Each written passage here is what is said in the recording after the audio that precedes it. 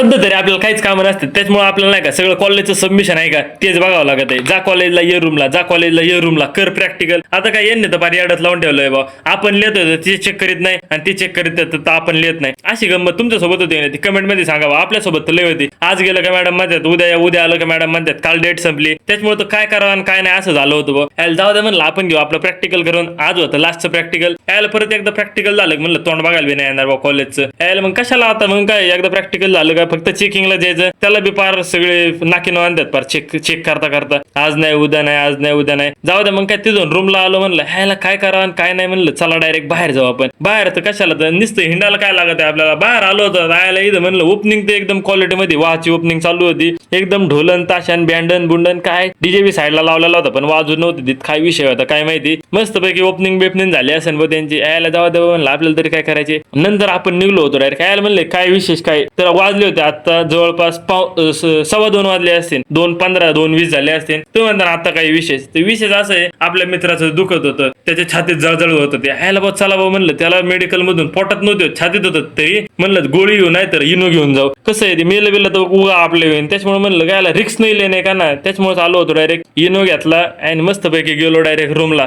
आपण बी जेवण नव्हतं केलं त्याच्यामुळे म्हणलं यायला आता काय वाजा नका जायना 2:45 पण जेवण तर करायलाच लागते ना. त्याच्यामुळे मस्तपैकी जेवण वगैरे केलं. डब्याला बी बेसन दिलं होतं आज मेसला. काय सांगता आता आहे ते बरं. चला भेटू उद्या चला.